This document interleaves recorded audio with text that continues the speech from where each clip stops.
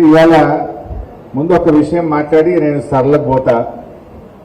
ఇక్కడ కూర్చున్నా ఇప్పుడే ఆడ జూపల్లి కృష్ణారావు మళ్ళా ప్రెస్ మీట్ పెట్టిండు.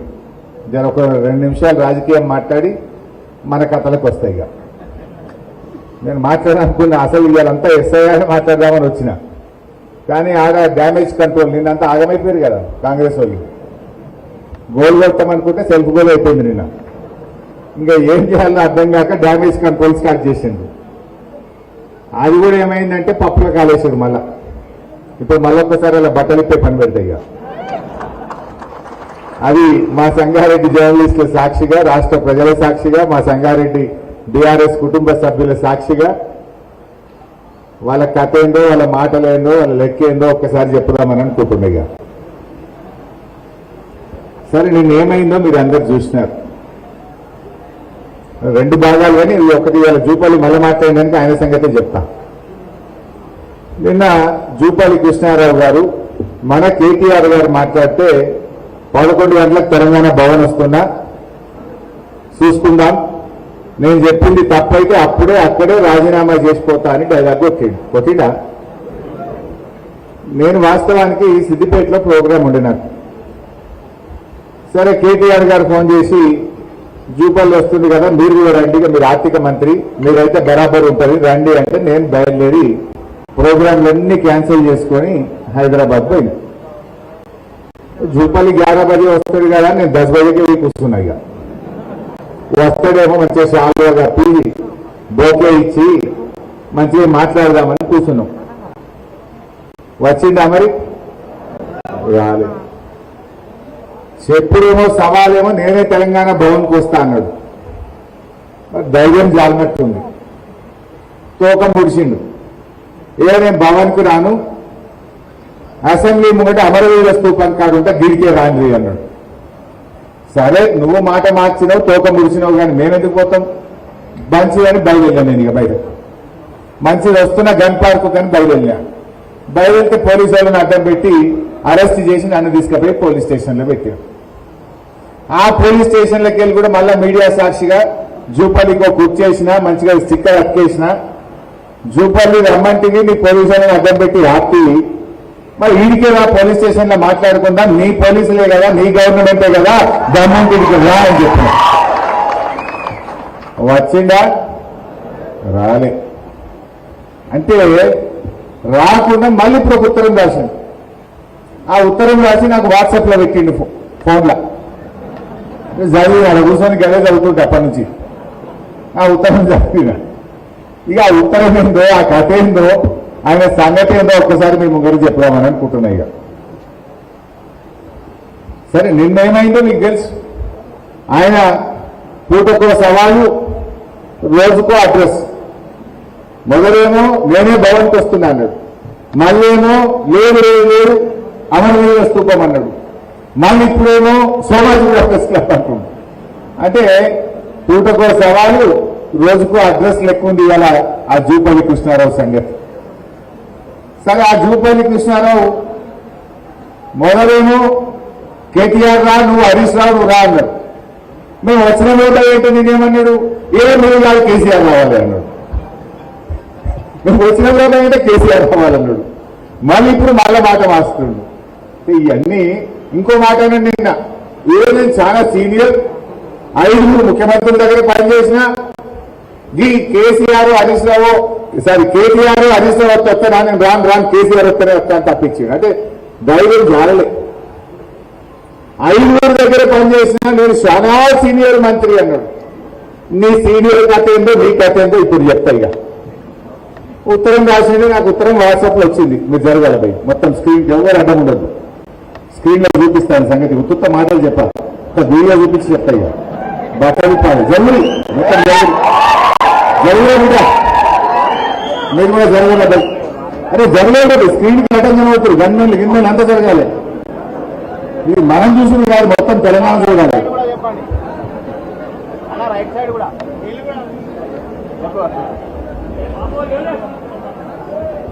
రైట్.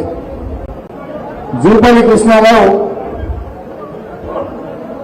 ఇవాళ ఉత్తరంలో ఏం రాసింది అంటే బాబు మీరు కూడా జరగాలి బిడ్డ అంటే వాళ్ళ కూర్చు బుద్ధిమంతులు వాళ్ళు కూర్చున్న వాళ్ళకి గెలవాలి కదా బిడ్డ జర ప్లీజ్ ఇవాళ ఆమె కింద కూర్చోడు ఏమనుకోకపోతే ఎంత జరుగుతుంది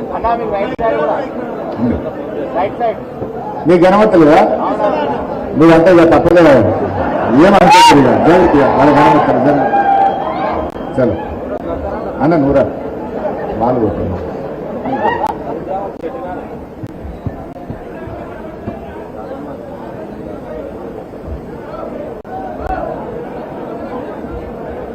రైట్ రైట్ బిడ్డ ప్లీజ్ కోఆపరేట్ చేయండి మంచిగా నాలుగు మనసున పట్టించుకోండి నాకు ఉత్తరం రాసింది ఆ ఉత్తరంలో ఏం చెప్పిందంటే కాంగ్రెస్ గవర్నమెంట్ వచ్చిన ఇన్ని రోజుల పాటు ఆయన చాలా సీనియర్ మంత్రి 5 దగ్గర పనిచేసిండు మొత్తం కాంగ్రెస్ ప్రభుత్వం ఏర్పడిన నాటి నుంచి ఇవాళటి వరకు కాంగ్రెస్ గవర్నమెంట్ చేసిన అప్పు 1,77,058 కోట్లు అని చెప్పిండు జూపల్లి ఉత్తరం చూపిపోయి నాకు రాసింది ఇది జూపల్లి నాకు రాసిన ఉత్తరం డిసెంబర్ నుంచి 2026 జూన్ వరకు కాంగ్రెస్ ప్రభుత్వం కొత్తగా తీసుకున్న అప్పుల విలువ 1,77,058 కోట్లు మాత్రమే. సరే అదే కాలంలో బీఆర్ఎస్ ప్రభుత్వం చేసిన అప్పులు అసలు కలిపి 2,681 కట్టినాయి అన్నాడు. ఇది జూపల్లి ఉత్తరం, నాకు వాట్సాప్ లో ఉన్న ఉత్తరమే ఇప్పుడు అది పంపించి స్క్రీన్ మీద పెట్టినా. ఎంత అప్పు చేసిందంటే కాంగ్రెస్ ఎంత 1,77,058 కోట్లు అని జూపల్లి నాకు ఇలా ఇప్పుడు రాసిన ఉత్తరం. ఇప్పుడే నా ఫోన్లో ఉన్నది, ఆ ఫోన్లోకి వెళ్ళి తీసి పెట్టినా. ఇక నేను రిజర్వ్ బ్యాంక్ ఆఫ్ ఇండియా రాష్ట్ర ప్రభుత్వం చాలా రకాల అప్పులు చేసింది. టీజీఐసీ అప్పు చేసింది, హెచ్ఎండిఏ అప్పు చేసింది, భూములు అమ్మింది, సివిల్ సప్లైస్ కార్పొరేషన్ లో తెచ్చింది, ట్రాన్స్కోలో తెచ్చింది, డిస్కామ్ లో తెచ్చింది. అవన్నీ లెక్క తీస్తే 4.5 लाख కరోడ్ అవుతుంది. కానీ అఫీషియల్ గా రిజర్వ్ బ్యాంక్ ఆఫ్ ఇండియా నుంచి తెచ్చిన అప్పులు ఒక్కసారి చూపిస్తే అది చూపి బాబు. అంటే రాష్ట్ర ప్రభుత్వం రిజర్వ్ బ్యాంక్ ఆఫ్ ఇండియా నుంచి ఏ రోజు ఎన్ని అప్పులు తెచ్చింది, పెద్దగా చేసి కింది కానీ పైకి పోదా ఉందాం. ఏ రోజు డైలీ డేట్ వైజ్ తెచ్చినాయి. జర పెద్దగా బిడ్డ అవుతుందా, స్క్రీన్ పెద్దగా అయితే కాదా? ఓకే.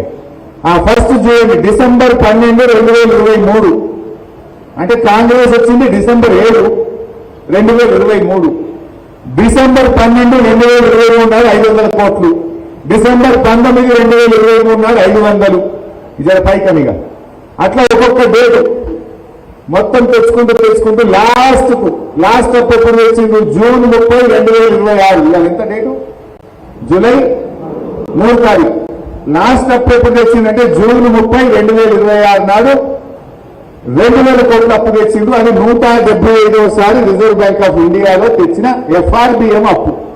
మొత్తం కూడితే ఎంత కనబడుతుందా? 1,86,067 కోట్లు. ఇది నాది కాదు statement, Reserve Bank of India. మీరెవ్వరు పోయి గూగుల్లో పెట్టినా తెలంగాణ ప్రభుత్వం తెచ్చిన అప్పు రిజర్వ్ బ్యాంక్ ఆఫ్ ఇండియా ద్వారా ఎఫ్ఆర్బిఎం అప్పు ఎంత అని గూగుల్ అడిగినా, Reserve Bank of India website పోయి చూసినా ఎంతుంది అప్పు? 1,86,087 కోట్లు. మరొకసారి చూపని పెట్టు.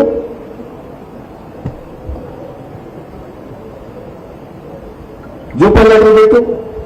ఇది 1,86,000 ఏం చెప్పింది Reserve Bank of India. Jupalli ఏం చెప్పిండు అంటే 10,000 కోట్లు మింగిందా? ఇది ఒక్క ఎఫ్ఆర్బిఎం అప్పు. అన్ని కలిపితే కథ వేరు. ఇంకొక డాక్యుమెంట్ చూపిస్తాయి. ఇక రేవంత్ రెడ్డి మొన్న అసెంబ్లీలో నేను గట్టిగా పట్టుకున్నా, నువ్వు చాలా అప్పులు చేసినావని మాట్లాడంగా డేట్ కూడా చెప్తా. మీరు అసెంబ్లీ గూగుల్ కోసి కొట్టండి. మార్చి 18, 2026 అసెంబ్లీలో మేము గట్టిగా నిలదీస్తే రేవంత్ రెడ్డి మాట్లాడిన వీడియో చూపిస్తా. మార్చి 18, 2026 నాడు అసెంబ్లీలో రేవంత్ రెడ్డి మాట్లాడుతూ మా గవర్నమెంట్ 27 నెలల్లో చేసిన అప్పు 3,47,000 కోట్ల 294 కోట్లు అని చెప్పింది. రేవంత్ రెడ్డి అసెంబ్లీలో చెప్పిన మాట 3,47,294 కోట్లు అప్పు చేసినాము అని అసెంబ్లీలో రేవంత్ రెడ్డి చెప్పిండు. ఈ మాట 5 నెలల కిందిది. ఇంక 5 నెలలు కలిపితే 4,500,000 అవుతుంది. 5 నెలల కిందనే అసెంబ్లీలో రేవంత్ రెడ్డి అని చెప్పిండో ఒక్కసారి ఆ వీడియో చూద్దాం. 3,47,294 కోట్లు మేము అప్పు చేసినాం అధ్యక్ష. ఎప్పటి నుంచి? 1/12/2023 నుంచి అధ్యక్ష. బాగా సభ్యులందరూ వినాలి. 28/2/2026 వరకు దాదాపుగా ఈ 27 నెలలలో మేము తెచ్చిన అప్పు 3,47,294 కోట్లు అధ్యక్ష. మేము తెచ్చిన అప్పుతో ఇవన్నీ కలిపితే 3,47,294 కోట్లు మేము అప్పు చేసినాం అధ్యక్ష. జూపల్లి ఎంత చెప్పింది కదా? ఎంత? 40 జూపల్లి. ముఖ్యంగా రేవంత్ రెడ్డి ఏమన్నాడు?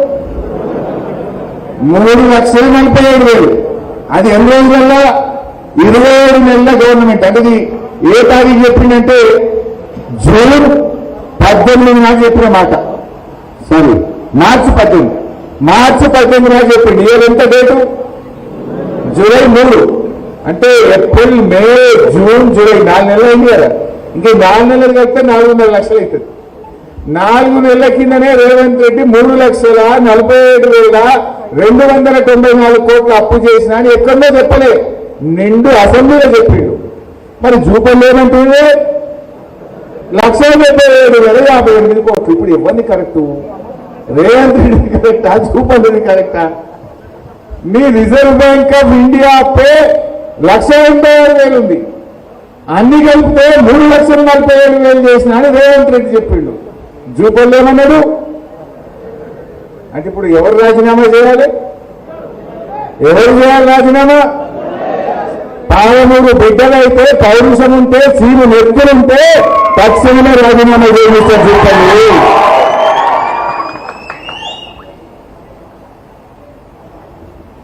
ఇక అసలు విషయానికి వస్తా. ఇది దొరికిందా ఇప్పుడు? బట్టలు ఇప్పినామా బరాబర్? రైట్. నెక్స్ట్ విషయం చెప్తారు. ఇక రెండవ మాట ఏమన్నాడు? మనం తయారుగామనుకున్నారు వాళ్ళు. ఆడ చెప్తే అర్ధగంటలో బయట పెట్టాం మనం. ఒకటే అర్ధగంటల. రెండో ముచ్చట,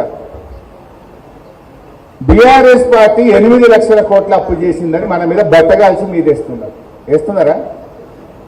అప్పుడేమో అసెంబ్లీ ఎన్నికల ముందు బట్టి విక్రమార్క ఏమన్నాడు? కాంగ్రెస్ పార్టీకి 100 ఏళ్ల చరిత్ర ఉన్నది. అరే గిన్ని గ్యారంటీలు చెప్తున్నారు మీరు. 4,000 పింఛన్ అంటున్నారు, మహిళలకు 2,500 అంటున్నారు, 15,000 రైతు బంధు అంటున్నారు. గింతగానే చెప్తున్నారు. ఎట్లయితే ఈ పైసలు ఉంటాయా అని ఎవరో విలేకరు అడిగాడు. అడిగితే బట్టి గారు ఏమన్నాడు? అరే మాది 100 ఏళ్ల చరిత్ర కాంగ్రెస్ పార్టీని, పైసలు ఎట్లా సంపాదించాలో మాకు తెలుసు, ప్రజలకు ఎట్లా ఇవ్వాలో మాకు తెలుసు అని డైలాగ్ కొట్టినప్పుడు. ఇప్పుడేమంటారు? చెయ్యశాతగాక నడపశాతగాక అబద్ధాలు చెప్పి 8 లక్షల కోట్ల అప్పని తప్పించుకునే ప్రయత్నం చేస్తున్నారు. నేను గీడ మాట్లాడు బీఆర్ఎస్ కార్యకర్తల మధ్య మాట్లాడు కాదు. నిండు అసెంబ్లీలో మిస్టర్ జూపల్లి, నువ్వు కాదు, నీ ఆర్థిక మంత్రిని, నీ ముఖ్యమంత్రిని కూర్చోబెట్టి అసెంబ్లీ సాక్షిగా మిమ్మల్ని కలుగు పారేసిన. నువ్వేంటో చర్చ అంటున్నావు. గీడేని చర్చ? అసెంబ్లీలో మాట్లాడినా. నిన్ను, నీ ముఖ్యమంత్రిని, నీ ఉప ముఖ్యమంత్రిని, ఆర్థిక మంత్రిని, మొత్తం నీ క్యాబినెట్ ను, నీ కాంగ్రెస్ పార్టీ ఎమ్మెల్యేలను కూర్చోబెట్టి నిండు అసెంబ్లీలోనే బీఆర్ఎస్ పార్టీ ఎఫ్ఆర్బిఎం కింద, కార్పొరేషన్ల కింద అన్ని రకాలుగా రాష్ట్ర ప్రభుత్వం కట్టాల్సిన అప్పు అంత కలిపి 4,17,000 కోట్లు మాత్రమే. తప్పైతే ఇక్కడే చెప్పండి, మాట్లాడదాం, నేను రెడీ అని లెక్కలన్నీ కూడా పూసగుచ్చినట్టు అసెంబ్లీలో చెప్పిన. అసెంబ్లీలో చెప్తే ఒక్కళ్ళు ఎవరే తలకాయలు కిందికేసుకున్నారు. అదే ఇప్పటికన్నా 7 లక్షలు 8 లక్షలని అడ్డగోలు కుంతలు బయలుదేరి నేను అసెంబ్లీలో మిమ్మల్ని కూర్చోబెట్టి ఇక్కడనే లెక్క చెప్తున్నా. కార్పొరేషన్ అప్పులు, ప్రభుత్వం తెచ్చిన అప్పులు, రాష్ట్ర ప్రభుత్వం కట్టాల్సిన అన్ని కలిపి 4,17 అని నిండు అసెంబ్లీలో చెప్పిన.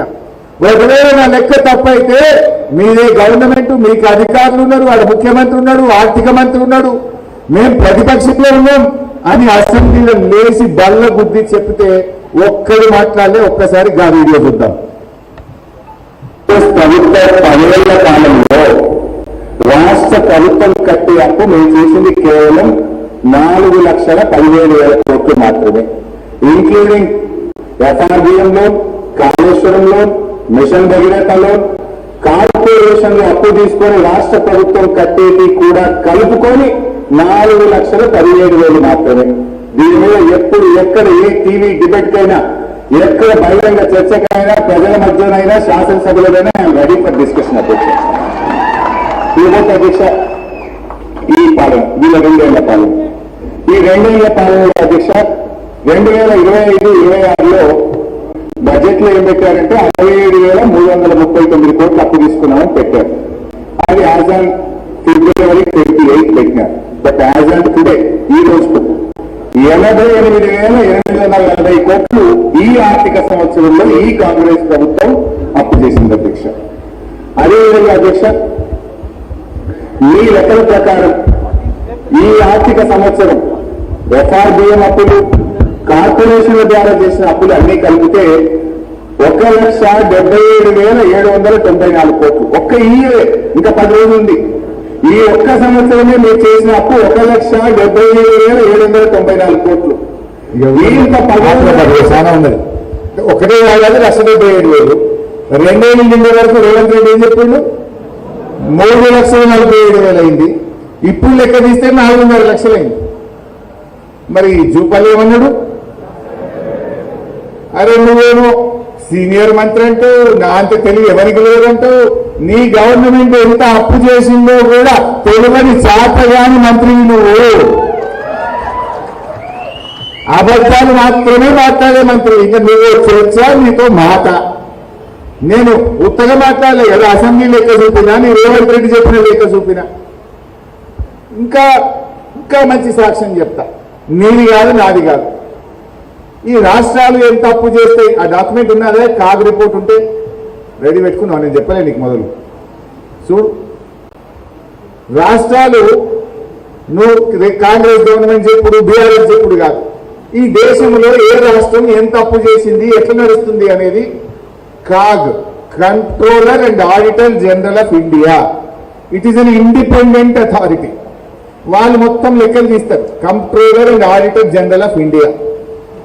ఇది కాగ్ అంటారు, షార్ట్ ఫామ్ లో కాగ్ రిపోర్ట్ అంటారు. 2023-24 కాగ్ రిపోర్టు ఇదే కాంగ్రెస్ పార్టీ అసెంబ్లీలో ప్రవేశపెట్టింది.